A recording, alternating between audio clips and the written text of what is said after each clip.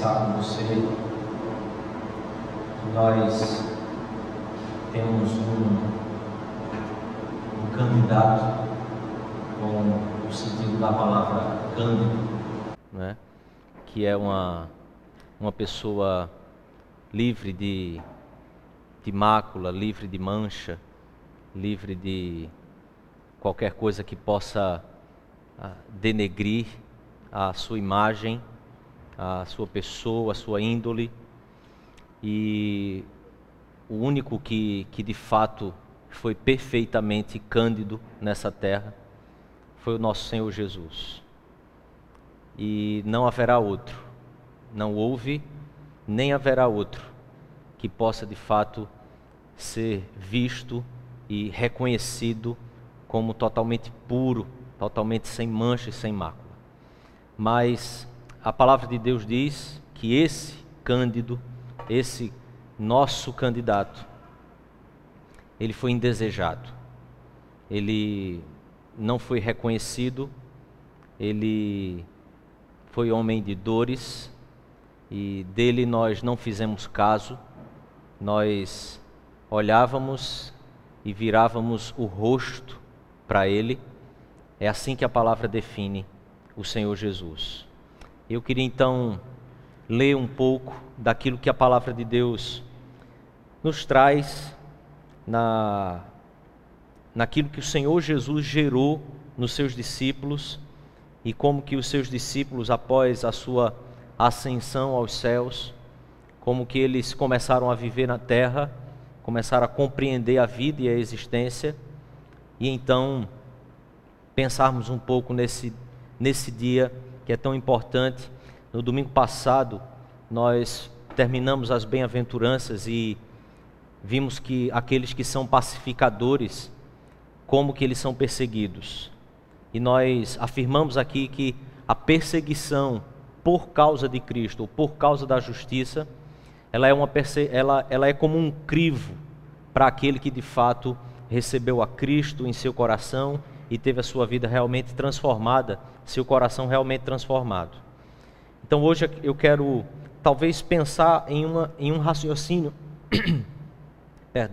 em um raciocínio que se segue, porque agora Jesus está sendo assunto aos céus e os seus discípulos nesses últimos momentos fazem perguntas a Jesus, Jesus responde e o texto de Atos vai nos trazer algumas orientações, algumas perspectivas da realidade desses discípulos agora na terra, a partir do momento em que Jesus os comissiona e então os conduz a essa vida no mundo.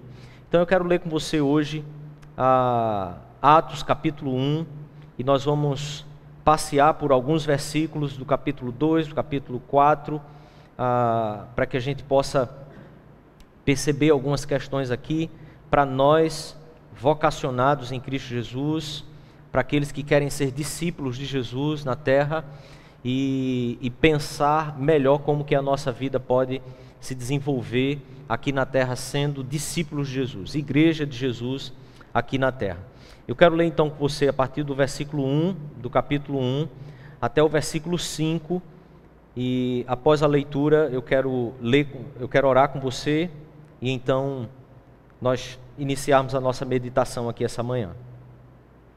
Diz assim a palavra de Deus: Escrevi o primeiro livro, ó Teófilo, relatando todas as coisas que Jesus começou a fazer e a ensinar, até o dia em que, depois de haver dado mandamentos por intermédio do Espírito Santo aos apóstolos que escolhera, foi elevado às alturas. A estes também, depois de ter padecido, se apresentou vivo, com muitas provas incontestáveis, aparecendo-lhes durante 40 dias e falando das coisas concernentes ao reino de Deus. E comendo com eles, determinou-lhes que não se ausentassem de Jerusalém, mas que esperassem a promessa do Pai, a qual disse ele: de mim ouvistes. Porque João, na verdade, batizou com água, mas vós sereis batizado com o Espírito Santo não muito depois desses dias. Feche seus olhos, quero orar com você. Vamos pedir que o Espírito do Senhor, que desceu sobre sua igreja, que habita em sua igreja, Ele possa nos conduzir a toda a verdade, iluminar os olhos do nosso coração, regenerar aquele que precisa hoje ser regenerado em Cristo, pelo Espírito de Deus, avivar aquele que precisa ser avivado hoje aqui. Que o Senhor Deus, em nome de Jesus, nos ajude nessa manhã. Pai, tem misericórdia de nós. Nos conduza, Espírito de Deus, a toda a verdade. Nos conduza a Tua palavra. Estamos vivendo um tempo tão efervescente em nossa nação. São tantos caminhos, tantas coisas sendo ditas.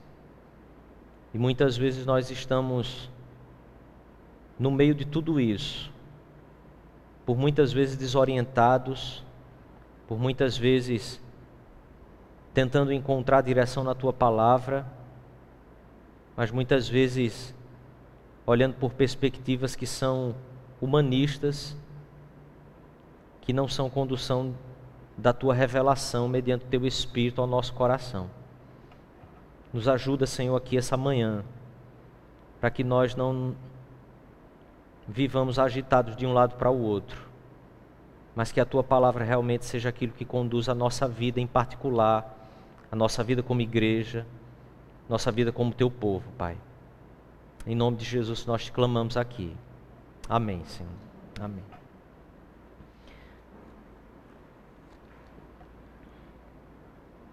Queria que você voltasse ainda os seus olhos para o texto.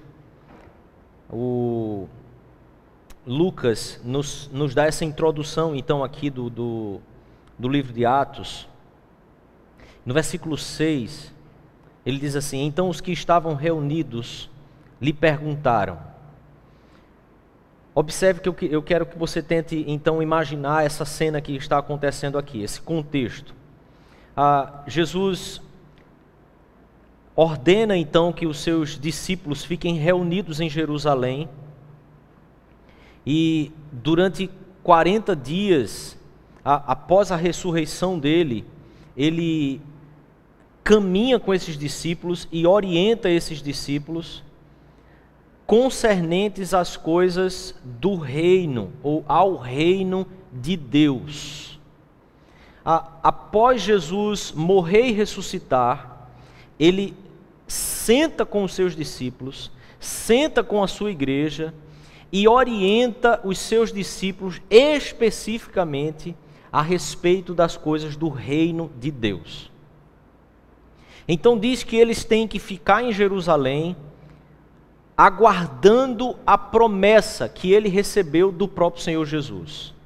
No versículo 6, a pergunta que os discípulos fazem a Jesus é: Senhor, será este o tempo em que restaurareis o reino a Israel? Observe que pergunta que está sendo feita aqui. Jesus sentou com os seus discípulos, conversou com eles somente sobre o reino de Deus. Reino, reino, reino. Nas suas aparições aos discípulos, o Evangelho nos mostra que Jesus, por vezes, elucidou toda a palavra de Deus, todo o Velho Testamento aos seus discípulos. No caminho de Emaús, ele trabalha os profetas, trabalha as leis, elucida toda a palavra de Deus, mostrando como ela chega e aponta para o Senhor Jesus, e os discípulos entendem claramente que Ele é o Cristo, depois de perceberem a maneira tão esplêndida que Ele trabalhava sobre a palavra de Deus, que Ele explicava a palavra de Deus. Então observe que quando Jesus, então,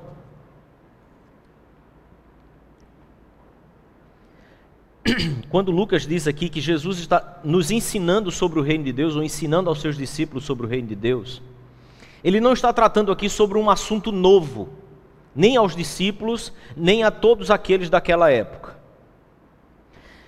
quando Jesus está tratando sobre o reino de Deus, ele está tratando sobre todo esse desenvolvimento que as Sagradas Escrituras nos ilumina no Velho Testamento, mostrando como Deus está realizando a sua obra no mundo.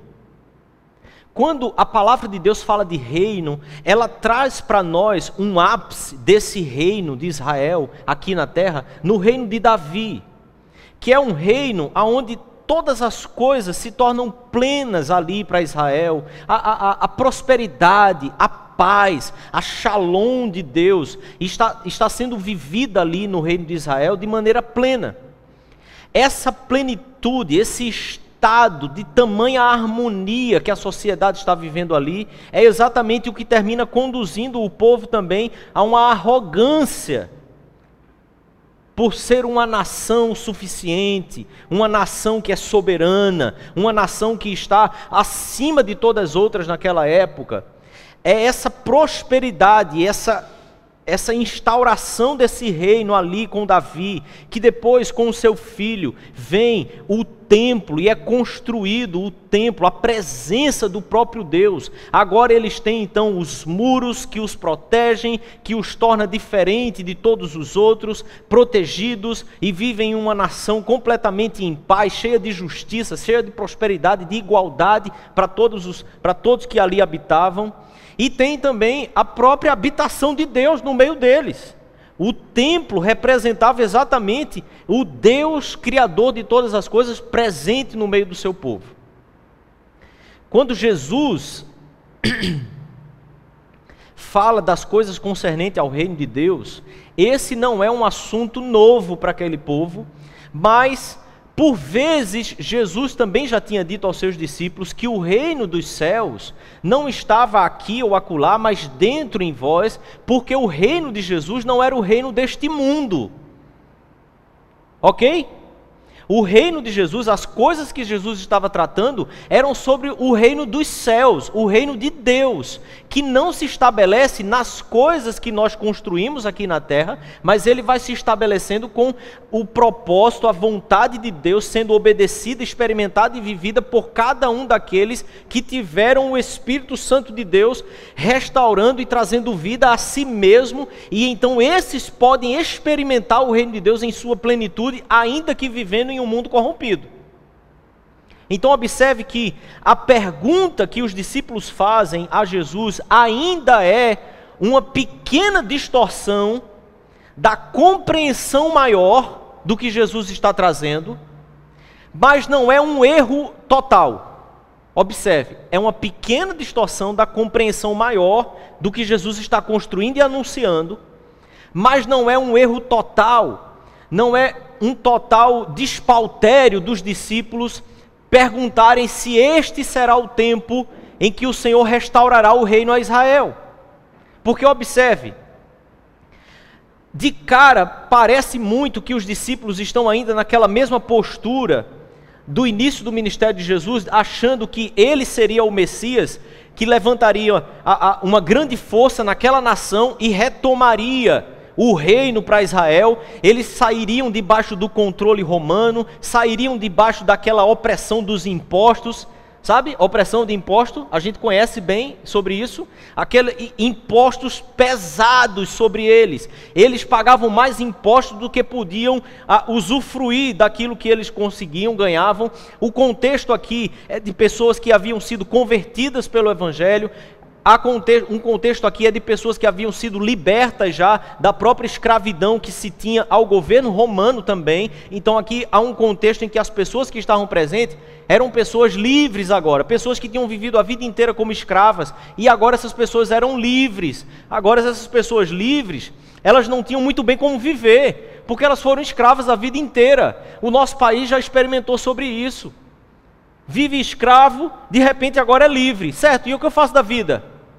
E muitos preferiam ficar na casa dos seus senhores, porque não sabiam o que fazer da vida, e nem tinham o que fazer da vida, mas outros tentavam viver de alguma forma, tentavam criar algumas coisas, porque aqui no contexto, quando um escravo era liberto agora da escravidão romana, Às vezes eles recebiam alguns dotes, às vezes eles recebiam algumas terras por causa de alguma guerra que ele agora sendo liberto, ele conquista ali, ele ganha algumas terras para ele poder viver. E ali alguns iam tentando fazer com que a vida pudesse acontecer, se sustentar.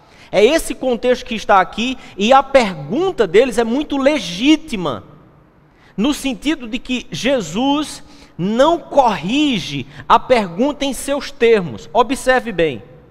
Será esse o tempo em que restaurareis o reino a Israel? Respondeu Jesus: não vos compete conhecer tempos ou épocas que o Pai reservou para sua exclusiva autoridade. Jesus não está dizendo que o reino não será restaurado. Jesus não respondeu aqui para eles: olha, a pergunta de vocês está errada. Jesus se submete, inclusive, à proposta, à pergunta. Porque se a pergunta em si estivesse completamente equivocada, a resposta de Jesus seria combatendo exatamente aquilo que foi perguntado. Ora, quantas vezes eu já falei com vocês que o meu reino não é deste mundo? Quantas vezes eu já falei para vocês que o reino dos céus não está aqui e acolá, mas está dentro em vós, é no coração de vocês. É o Espírito de Deus que vai produzir a vida de Deus em cada um de nós. Mas não foi isso que Jesus fez. O que Jesus diz a eles é que não compete a eles saber o tempo ou a época. Você sabe o que isso quer dizer? É que Deus vai sim restaurar o seu reino aqui na terra. Virá o dia em que Ele voltará e restaurará o seu reino ao seu povo, que é a igreja. E observe, quando aqui eles perguntam Israel, se você olha para o Antigo Testamento como algo completamente dissociado do Novo Testamento, como se Velho e Novo Testamento não estivessem conectados, você pode pensar de repente que Israel aqui é apenas aquele povo, nação, e não a igreja do Senhor, o povo do Senhor escolhido por Deus desde a eternidade. Porque se Deus escolheu o seu povo antes mesmo desse povo vir a existir, a igreja do Senhor nasce quando Ele escolhe o seu povo lá no Antigo Testamento. A maneira como o Novo Testamento lida de forma mais plena com essa aliança que foi desenvolvida, e por isso chamando de igreja, porque agora não é mais o povo que vem para dentro, mas a igreja é aquela assembleia do povo de Deus que é reunida para ir para fora. A rotação muda quando Jesus vem e o Espírito de Deus desce sobre o seu povo de forma plena. Então eles agora vão para fora. Então observe, o que está implícito aqui então, é que o reino de Deus será restaurado. Em nenhum momento a palavra de Deus nos deixa desesperançosos quanto ao que Deus realmente fará na terra.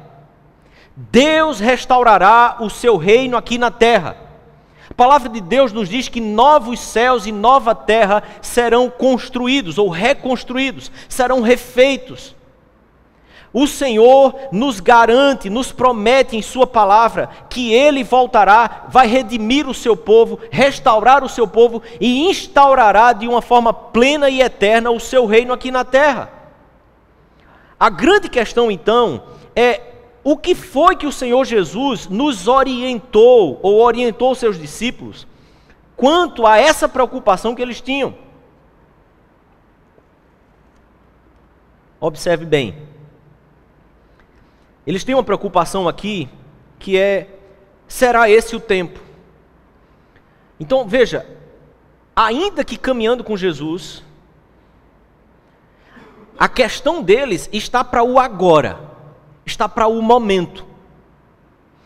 Quando o nosso foco se dá no momento, se apega ao momento, toda a efervescência do momento nos cega. Toda a efervescência das questões atuais, elas têm um poder tremendo de nos cegar, porque elas envolvem a nossa vida por todos os lados. Envolve o seu dia a dia, envolve o seu levantar, o seu dormir, envolve o momento que você senta à mesa, envolve quando você senta com seus pais, com sua mãe, com seus filhos, envolve todos os momentos. E não sei você, mas por vezes eu fico cansado, porque em cada roda que eu tenho sentado, o assunto que mais tem passado pela mesa é sempre o mesmo assunto. Nós não tratamos sobre coisas assim durante 3 anos e meio, a não ser quando as notícias bombásticas explodem na TV, e aí a gente fica sabendo, olha, e tal, como se toda essa corrupção fosse uma coisa que a gente sublimasse. A gente tenta deixar no campo assim, sabe, como se não existisse, como alguns fazem às vezes com alguns candidatos, né, assim, que esquecem que ele existiu. Assim, faz de conta que essa parte da história não aconteceu. Às vezes a gente faz isso por 3 anos e meio. Quando chega na hora da gente começar a pensar em quem a gente vai ter que colocar lá de novo, a gente esquece de todo o protesto que foi feito, de todas as coisas que a gente já disse, de todo o convencimento que já se teve, e a gente começa de novo a votar em pessoas que já estão ali. A gente começa a tentar apostar em quem é melhor do que quem, como se houvesse um melhor do que algum. Quem é Cândido nessa história toda? Quem é de fato livre de qualquer mancha e mácula? Observe, isso vai tomando a gente. Mas olha a orientação de Jesus. Não compete a vocês conhecerem tempos ou épocas que o Pai reservou para sua exclusiva autoridade. Mas, olha o que é que cabe a vocês. Olha o que é que aguarda vocês. E olha o que é que vocês precisam focar na vida de vocês. Vocês receberão poder ao descer sobre vós o Espírito Santo, e vocês serão o quê? Minhas testemunhas, tanto em Jerusalém, como em toda a Judéia, e Samaria, e até aos confins da terra. Você consegue ouvir isso que Jesus está dizendo? Olha, vocês estão se perdendo ainda no tempo e na época.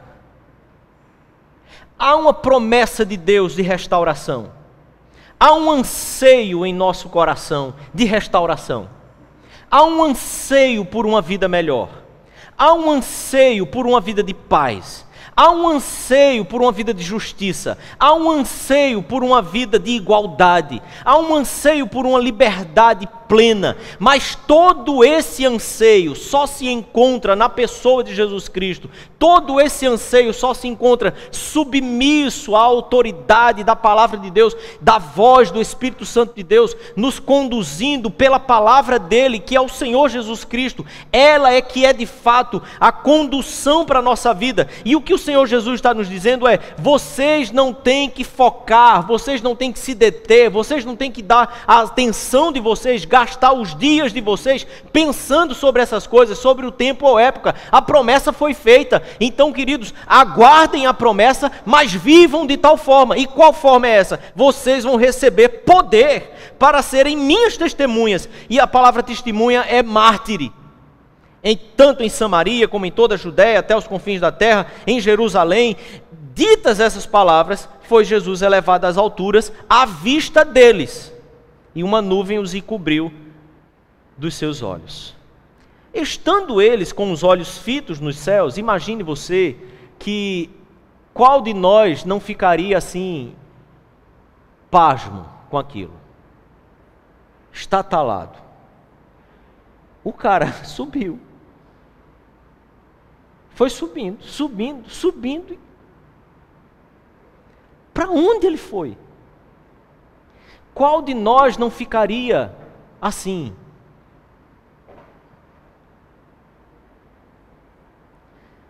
Olha o que acontece. Estando eles com os olhos fitos no céu, enquanto Jesus subia, eis que 2 varões vestidos de branco se puseram ao lado deles e lhes disseram: varões galileus, por que estás olhando para as alturas? Esse Jesus que dentre vós foi assunto ao céu, virá do modo como viste subir.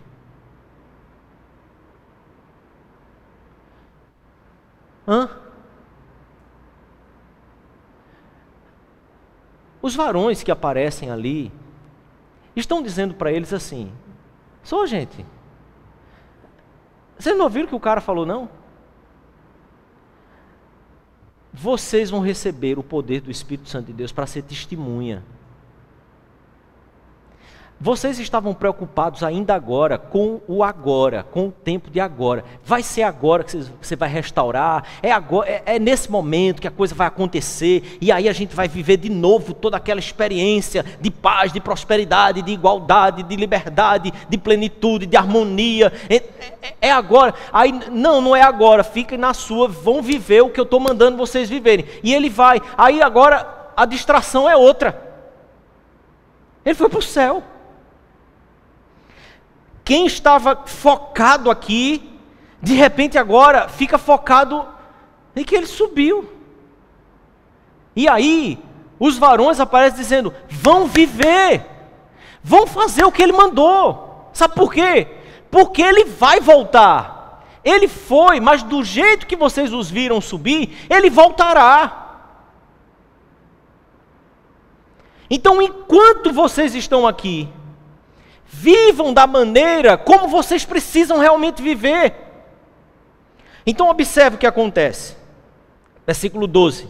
Eles voltam então para Jerusalém, do monte chamado Olival, que dista daquela cidade tanto como uma jornada de um sábado a pé. Quando ali entraram, subiram para o cenáculo, onde se reuniu Pedro, João, Tiago, André, Filipe, Tomé, Bartolomeu, Mateus, Tiago, filho de Alfeu, Simeão, o Zelote e Judas, filho de Tiago. Todos esses perseveravam unânimes em oração com as mulheres, com Maria, mãe de Jesus, e com os irmãos dele, irmãos de Jesus, tá? Não é os irmãos de fé ali, igreja não, é olhar o texto. Eles obedeceram então ao que Jesus tinha ordenado que eles fizessem. Estando ali em Jerusalém, começa a haver aqui agora uma coisa que os salta, e eles usam a palavra de Deus para poder agora resolver um problema que surge, que existiam os 12, um trai, se enforca, morre, precisa colocar alguém no lugar agora. Tem que ser alguém que caminhou com Jesus, que viu Jesus, que ouviu Jesus, que foi discípulo dele. Escolhem isso. E no capítulo 2, a promessa da vinda do Espírito Santo se estabelece. Ela é cumprida. E então no versículo 5 do capítulo 2, o texto nos diz assim: ora, estavam habitando em Jerusalém judeus, homens piedosos, vindo de todas as nações debaixo do céu. Quando, pois, se fez ouvir aquela voz, afluiu uma multidão que se possuiu de perplexidade, porquanto cada um os ouvia falar na sua própria língua. Observe o que está acontecendo. Gente de tudo que é nação, línguas diversas estão chegando ali naquele momento, e cada pessoa estava ouvindo falar na sua própria língua. Estavam, pois, atônitos e admirados, dizendo: vede, não são porventura galileus todos esses que estão aí falando?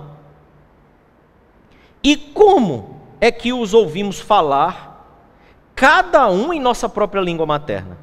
Nós somos pardos, medos, elamitas, e os naturais da Mesopotâmia, Judéia, Capadócia, Ponto e Ásia, da Frígia, da Panfilha, do Egito e das regiões da Líbia, nas imediações de Cirene, e romanos que aqui residem, tanto judeus como prosélitos, cretenses e arábios.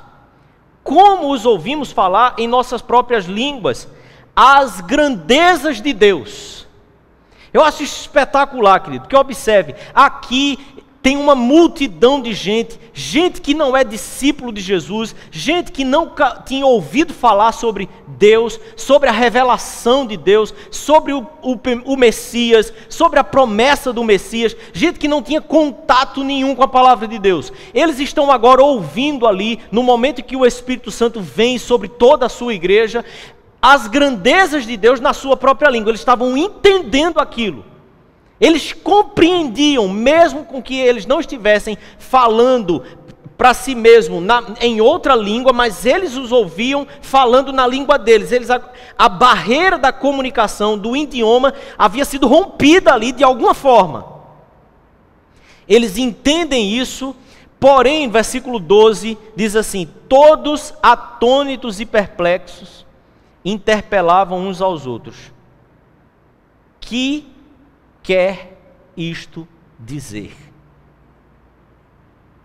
Olha só, a pergunta não é o que eles estão falando, porque eles estavam entendendo. Então, a partir do momento que eles estavam entendendo, a questão é, eles estão falando as grandezas de Deus. O que isso quer dizer? O que essas grandezas que eles estão falando quer realmente dizer? A questão aqui, querido, é cognição. Eles querem tentar entender como que aquilo que está sendo dito realmente tem a ver com eles. O que aquilo realmente diz a eles, porque eles estão compreendendo. Você ouve as grandezas de Deus e de repente você fala assim, certo, ok, como eu me encaixo com isso? Como eu entro nessa história? O que eu tenho a ver com isso? Afinal de contas, eu sou completamente distante de toda essa verdade, de toda essa realidade. Observe então, versículo 14. Então se levantou Pedro. Versículo 13. O que quer isso dizer? Outros, porém, zombando, diziam: esse povo está bêbado. Essa confusão toda aí, isso é cachaça. Observe, se alguém pensou que aquilo era embriaguez, é porque não estava entendendo. Correto? Estava ouvindo lá um... Esse aí bebeu, 9 horas da manhã. Outros que estavam compreendendo perguntavam: o que quer isso dizer? Olha a quem Pedro vai responder. Então levantou-se Pedro com os 11. Lembre-se que Matias já tinha sido escolhido, tá? Agora, então é Pedro mais 11. São 12. E erguendo a voz, advertiu-os nestes termos: varões, judeus e habitantes, e todos os habitantes de Jerusalém, tomai conhecimento disto e atentai nas minhas palavras. Estes homens não estão embriagados, coisa nenhuma. Como vides pensando, sendo essa a 3ª hora do dia. Entende? O que Pedro está dizendo assim: pelo amor de Deus, vocês estão realmente achando que 9 horas da manhã esse povo ia estar assim na manguaça? Não é isso que está acontecendo. Observe, mas o que ocorre é o que foi dito por intermédio do profeta Joel. Olha só, Pedro está dizendo que a profecia lá no Antigo Testamento, ela está acontecendo, ela está se cumprindo naquele momento. O que foi dito pelo profeta Joel é o que está acontecendo aqui. E acontecerá que nos últimos dias, diz o Senhor, que derramarei do meu espírito sobre toda a carne, sobre vossos filhos, vossas filhas profetizarão, vossos jovens terão visões e sonharão vossos velhos. Até sobre os vossos servos e sobre as minhas servas derramarei do meu espírito naqueles dias e profetizarão. Observe então que o que Pedro faz agora é explicar para eles que as grandezas de Deus que eles estão ouvindo nada mais é do que aquilo que já havia sido profetizado. que alguns poderiam ter a confusão ali de estarem ouvindo coisas que eles não entendiam e estavam achando que eles eram embriagados, mas para aqueles que estavam perguntando o que isso quer dizer, Pedro está esclarecendo de forma muito óbvia, clara, de que aquelas grandezas de Deus que eles estão ouvindo é aquilo que a palavra de Deus já havia revelado no Antigo Testamento, é a profecia que Deus já havia dito que se cumpriria. Então, no versículo 42 do capítulo 2, o que acontece é que muitos se convertem, 3.000 são acrescentados, versículo 37, e a maneira como eles passam a viver é de forma completamente diferente da maneira como eles estavam vivendo. Porque quando Pedro então esclarece todo o processo do Velho Testamento que chega até Jesus, dizendo, a esse Jesus Deus ressuscitou, de todos, que todos nós somos testemunhas, exaltado pois à destra de Deus, sendo recebido do Pai, a promessa do Espírito Santo, derramou isso que vedes e ouvis. Porque Davi, olha só, o Velho Testamento mais uma vez, não subiu aos céus, mas ele mesmo declara, disse o Senhor ao meu Senhor, assenta-te à minha direita, porque o povo tinha ainda o parâmetro do reinado de Davi, e o que ele está dizendo é, o Senhor Jesus é que se assentou à destra do Pai, Davi não subiu aos céus como o Senhor Jesus subiu, ele sim subiu aos céus, é ele que está assentado à destra de Deus, até que ponha todos os inimigos por estrado dos seus pés. Esteja absolutamente certa, pois toda a casa de Israel, que a esse Jesus que vocês crucificaram, Deus o fez Senhor e Cristo. E então, quando a palavra de Deus é esclarecida para o povo, a pergunta deles é, como então? O que é que eu posso fazer? O que nós faremos, irmãos, diante de tudo isso? E a palavra de Pedro é, arrependei-vos e sejam batizados em nome de Jesus para a remissão dos vossos pecados, e vocês vão receber o Espírito de Deus também. Sendo assim feito, a igreja passa a viver de forma perseverante na palavra de Deus, na doutrina dos apóstolos, na comunhão do Espírito, no partir do pão e nas orações. E em cada um passa a haver um temor profundo da palavra, daquilo que Deus está realizando. Prodígios acontecem. Eles passam a vender cada um os seus bens, as propriedades, distribuindo tudo que tinham entre todos, à medida que alguém tinha necessidade. Observe como que a igreja compreende então a maneira como o Senhor Jesus os leva a viver na face da terra. Alguém que estava antes perguntando, Senhor, vai ser esse o tempo que o Senhor vai restaurar o reino a Israel? E a pergunta aqui, ela é toda egoísta. Porque a preocupação de quem olha e diz assim, Deus vai restaurar aqui essa nação, Deus vai restaurar a nossa terra. A questão que está por trás é, nós vamos poder viver assim, nós vamos poder viver assim, nós vamos poder ter isso, nós vamos poder fazer dessa forma, nós vamos poder ter mais isso, mais aquilo, mais direito, mais. Quando eu e você estamos constantemente preocupados como que a nossa nação seguirá os rumos dela daqui para frente, querido, me permita dizer, nossa preocupação não está sendo com aquilo que Deus está realizando e com os propósitos de Deus, mas é com o nosso próprio umbigo.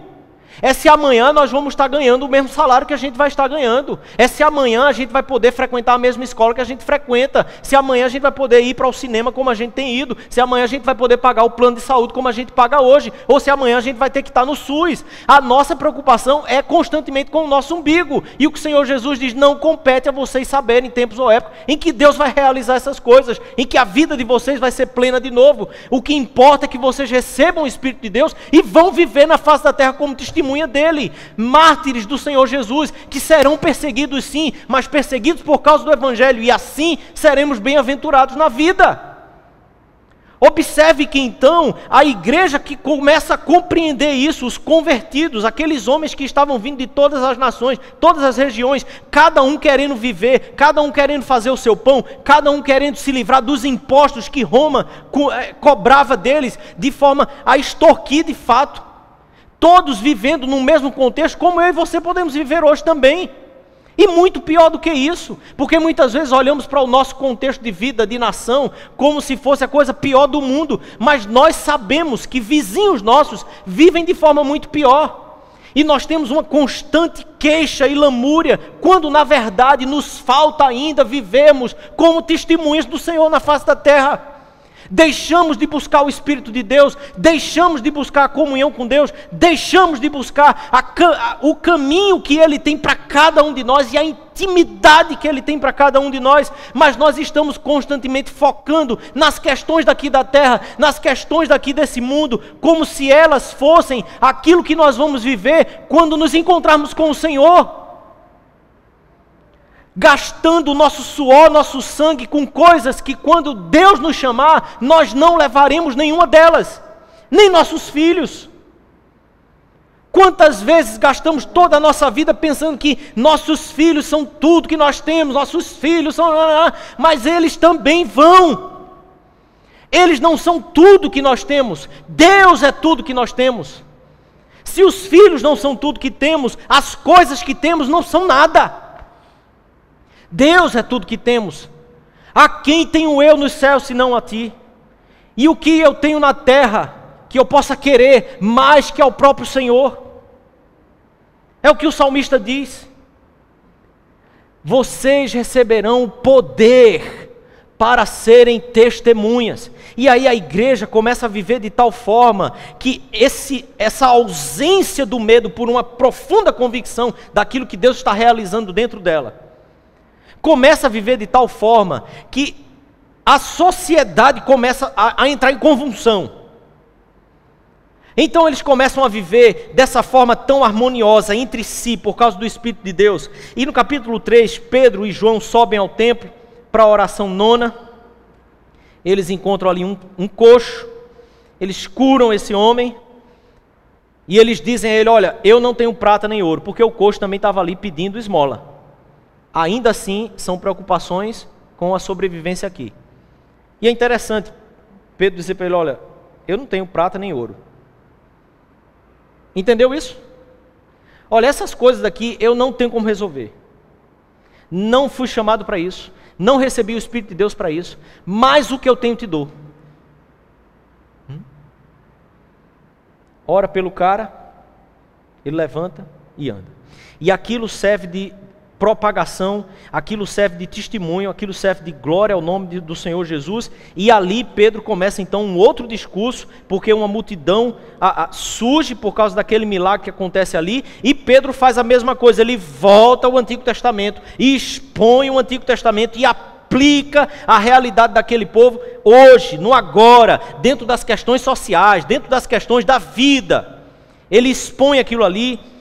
Versículo 22, aliás, versículo 17, ele diz assim: agora, irmãos, eu sei que o fizeste por ignorância, porque ele fala sobre a crucificação de Jesus, como também as vossas autoridades, mas Deus assim cumpriu o que dantes anunciara por boca de todos os profetas, que o seu Cristo haveria de morrer, padecer. E então a palavra vem ao coração novamente: arrependei-vos, pois, e convertei-vos, para serem cancelados os vossos pecados. Capítulo 4,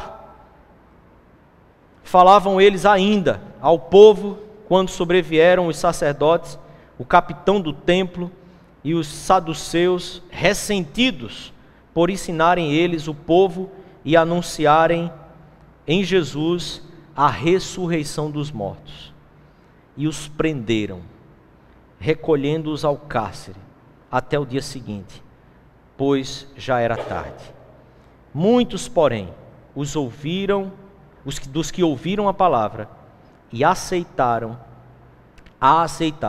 subindo o número de homens a quase 5.000. Número de homens a quase 5.000. No dia seguinte, reuniram-se em Jerusalém as autoridades, os anciãos, os escribas, os sumos sacerdotes, Anás, Caifás, João, Alexandre, não João Alexandre, é João, Alexandre, e todos os que eram da linhagem do sumo sacerdote.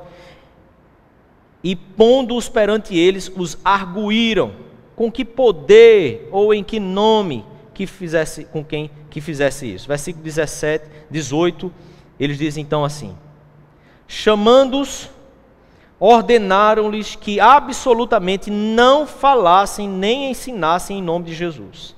Mas Pedro e João lhes responderam: julgai se é justo diante de Deus ouvir-vos antes a vós outros do que a Deus.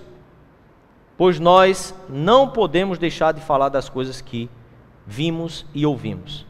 Depois, ameaçando-os mais ainda, os soltaram e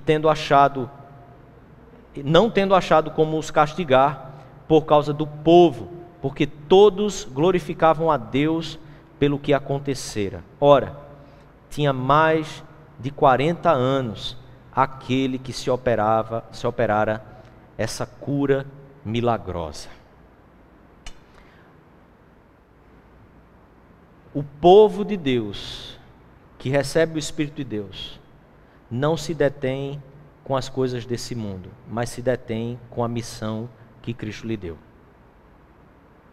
A nossa missão é ser testemunha de Jesus, é anunciar a palavra de Deus que sempre nos leva a Cristo e sempre chama a todos ao arrependimento e à conversão para que os nossos pecados sejam cancelados. É esta pregação que nos fará ser testemunha de Jesus e perseguidos na nação aonde você estiver na face da terra. Perseguidos de formas diferentes, mas será perseguido. É esse testemunho que faz com que a igreja viva o poder real que ela tem do Espírito de Deus. Não é uma igreja que tenta mover-se de forma a fazer diferença dentro dos esquemas que a sociedade diz que é fazer diferença. Observe, tudo que nós construímos na história, tudo que nós temos desenvolvido na história, todo o debate, todo o discurso a respeito de como a igreja precisa se contextualizar, de como a igreja precisa se comunicar melhor com a cultura, de como a igreja precisa se inserir mais na sociedade, tudo isso são desvios do foco real que o Senhor Jesus estabeleceu para a gente.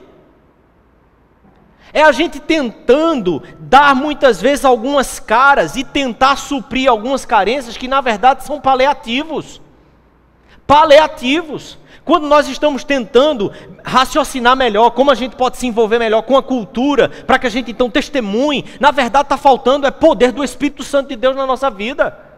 Está faltando comunhão com o Espírito de Deus, para que o só estar em algum lugar já seja um momento de testemunho de Deus na sua vida para os outros. Quando a gente fica tentando dar uma cara institucionalizada ao movimento que a igreja precisa fazer e transformar a nação, meu querido, em nome de Jesus, nós precisamos reconhecer, está faltando poder do Espírito na igreja, está faltando poder e comunhão com o Espírito de Deus, para a igreja poder caminhar na sua realidade de vida, aonde quer que ela esteja. Porque se olharmos apenas nesse pequeno número de pessoas aqui, quanto que nós estamos inseridos na sociedade? Em quantos lugares que eu e você temos nos inserido? Se nós buscarmos a Deus, o poder dEle, a autoridade da palavra de Deus na nossa vida e sermos testemunhas reais com essa mesma mensagem antiga, velha, é a velha mensagem do Evangelho que continua a transformar vidas, que continua a fazer com que pessoas possam pensar: que é isso que quer dizer? O que isso quer dizer? Como isso pode fazer diferença na minha vida? Como isso tem a ver comigo? Para que então a gente possa dizer: arrependa-se. Arrependa-se. Para que os pecados possam ser cancelados pelo sangue de Jesus. Porque muitas vezes o nosso discurso tem sido tomado por muitas propostas de melhorias. Nós temos muitas vezes nos tornado candidatos para que as pessoas possam nos eleger e de repente aderir como um proselitismo à nossa mesma lei, à nossa doutrina. Mas nós fomos chamados a vivermos na face da terra como testemunhas de Jesus. Ele é o conteúdo da nossa pregação, Ele é o caminho do discipulado, Ele é o fim para a nossa vida, Ele é tudo para nós, Ele é o início, Ele é o meio, Ele é o fim. E muitas vezes nós temos aderido a outros conteúdos para tentar falar sobre Jesus, quando o conteúdo da nossa mensagem precisa ser Ele. Não pode ser outra coisa. E muitas vezes nós temos comprado causas e somos perseguidos por muitas causas, mas não por causa da justiça, que é Cristo. Muitas vezes somos perseguidos, rechaçados em muitos ambientes, por causa da causa que nós temos comprado, e não por causa da justiça, que é Jesus. Quando, Senhor, será o dia em que o Senhor vai restaurar o reino aqui? Quando será o dia que a gente vai viver uma vida aqui nesse Brasil, plena, cheia de harmonia, segurança, saúde para todos, habitação para todos? Quando? E Jesus diz assim, olha, o pobre sempre vai existir. Quando, Senhor, será o dia em que a harmonia total nós vamos experimentar? E Jesus diz assim, não compete a vocês saberem disso. Por que vocês estão gastando tempo com isso? Não compete a vocês. Vocês vão receber poder. E vocês vão ser testemunhas. E a perseguição virá. Sempre. Se pregarmos o Evangelho no poder do Espírito de Deus. Se vivermos como testemunhas por causa do Evangelho, para o Evangelho, pelo Evangelho, por meio do Evangelho, se fincarmos os pés nessa terra como reais testemunhas que recebemos o Espírito de Deus para sermos então esses poderosos testemunhos na terra, querido, a sua vida não terá sossego, mas terá paz e bem-aventurança. Paz e bem-aventurança. Deixa eu dizer a você, não importa, pouco importa, tanto faz quem às 9 horas da noite será o presidente desse país no ano 2019. Pouco importa. Sabe por quê? Porque o nosso Deus ainda é o Senhor de todas as coisas. E Ele deu o seu Filho para ser o cabeça de todas as coisas. O deu à igreja.